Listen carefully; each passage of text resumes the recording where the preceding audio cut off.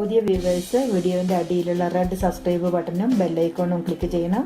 Subscribe ചെയ്യുന്നത് free ആണ്, charge ഒന്നുമില്ല.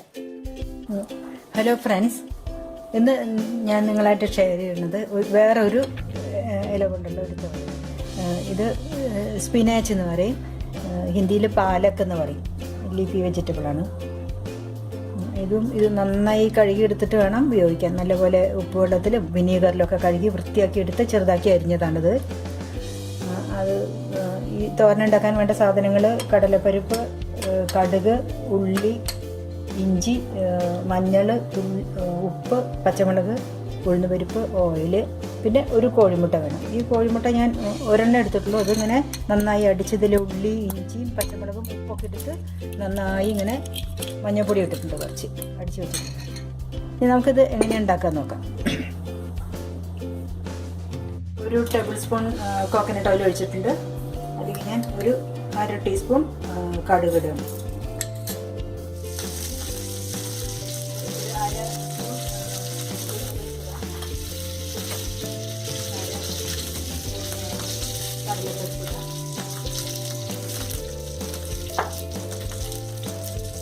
പച്ചമുളക്,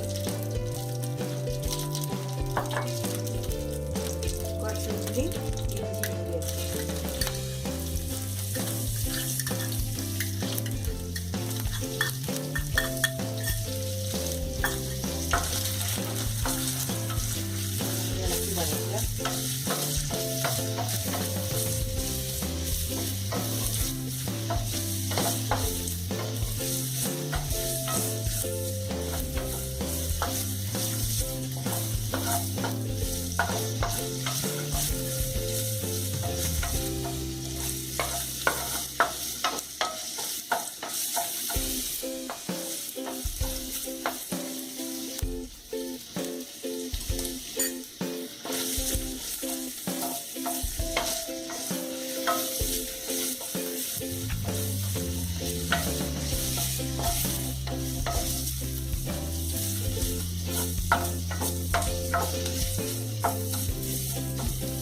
നമുക്ക് ഈ ഇല ചേർക്കാം.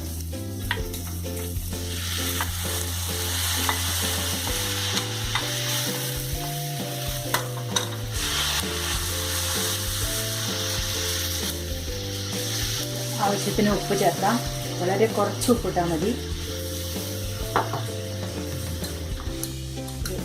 1/4 സ്പൂണ് മഞ്ഞൾപ്പൊടി. ഇത് നന്നായിട്ട് ഇളക്കാം.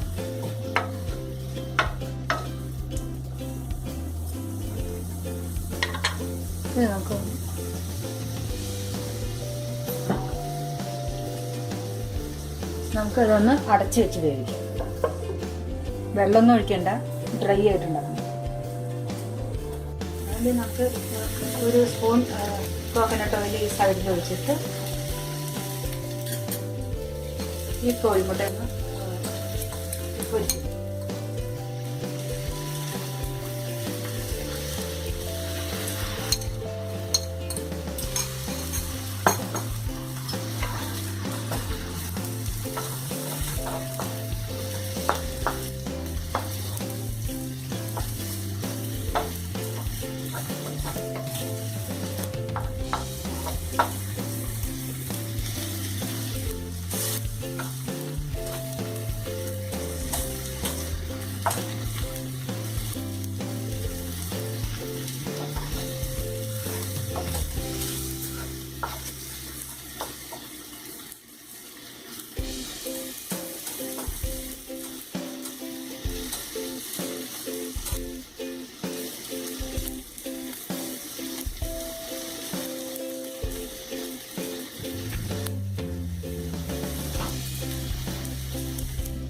അടച്ച് വയ്ക്കാം.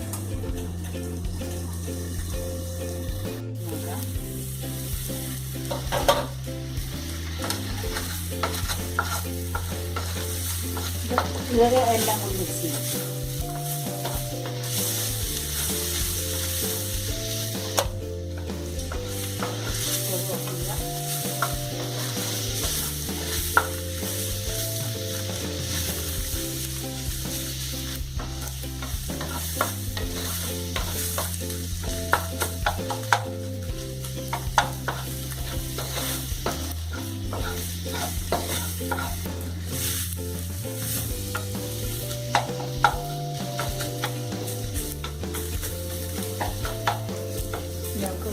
ബൗളിലേക്ക് മാറ്റാം.